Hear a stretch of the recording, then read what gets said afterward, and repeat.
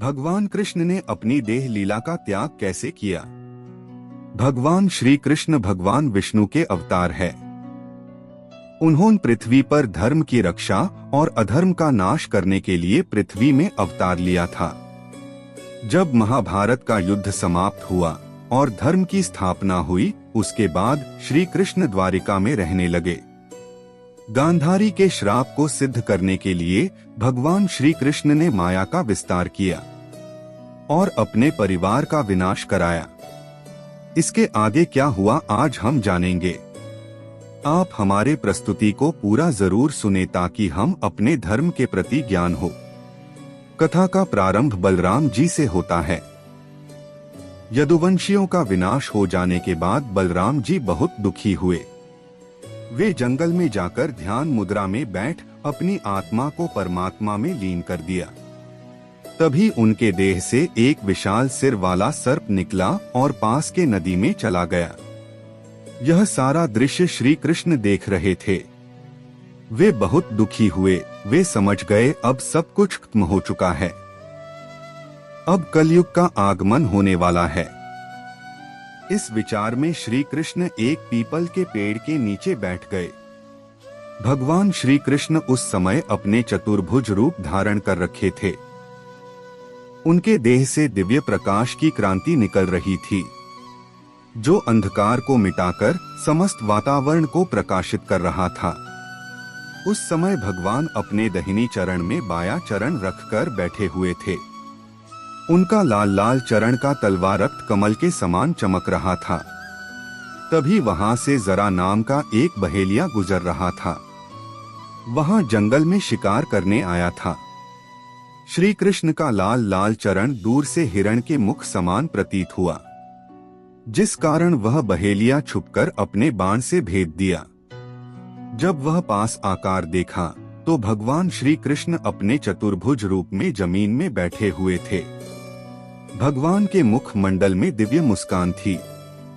उनके श्री चरणों में बाण लगा हुआ था। चरणों से रक्त बह रहा था। बहेलिया भगवान के चतुर्भुज रूप को देखकर डर गया। वह रोने लगा, भगवान से क्षमा मांगने लगा। वह भगवान के चरणों में गिर पड़ा और कहने लगा, हे मधुसूदन, मैं यह अनजाने में अपराध किया है। मेरा अपराध क्षमा करें या आप मुझे उचित दंड दीजिए, जिसे मैं दोबारा ऐसा अपराध न कर सकूं। श्री कृष्ण बोलते हैं, हे व्याध, तूने कोई गलत नहीं किया है। डर मत, तूने तो मेरा इच्छा का ही पालन किया है। त्रेता युग में मैं राम था और तू बाली, मैंने भी तुझे छुपकर बाण मारा था, जिसका प्रारब्ध आज मुझे मिला है। संसार में आए हर व्यक्ति को अपने कर्मों का अनुसार प्रारब्ध बनता है, चाहे वह अच्छा कर्म करें या बुरा। प्रारब्ध से ही व्यक्ति के जीवन में दुख और सुख आते हैं। कर्मों का फल एक दिन अवश्य मिलता है। जा, तूने कोई अपराध नहीं किया है।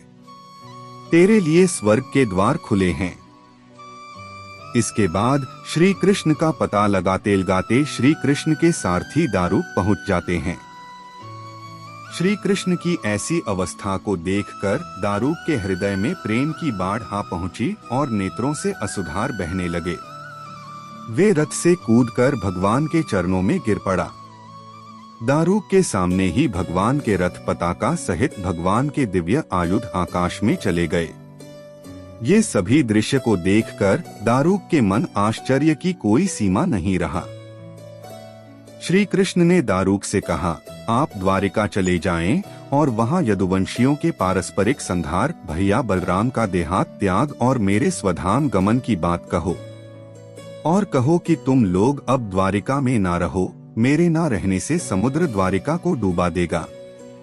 सभी लोग अपने धन संपत्ति, अपने कुटुंब सहित इंद्रप्रस्थ चले जाएं। दारूक के जाने के बाद आकाश में ब्रह्मा जी, शिव जी, पार्वती, इंद्र आदि लोकपाल, सिद्ध ऋषि मुनि, यक्ष, गंधर्व, नाग, किन्नर, राक्षस, अप्सराएं, सिद्ध ब्राह्मण भगवान श्री कृष्ण के परमधाम प्रस्थान को देखने के लिए आने लगे। पूरा आकाश उनके विमानों से भर गया। सभी भगवान की स्तुति करने लगे।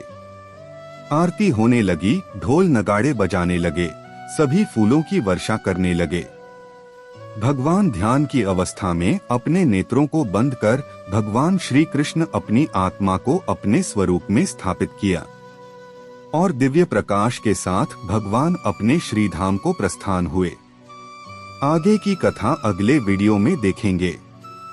यदि आपको हमारा प्रस्तुति अच्छा लगा हो तो लाइक करें, चैनल को सब्सक्राइब करें और कमेंट में जय श्री कृष्ण जरूर लिखें।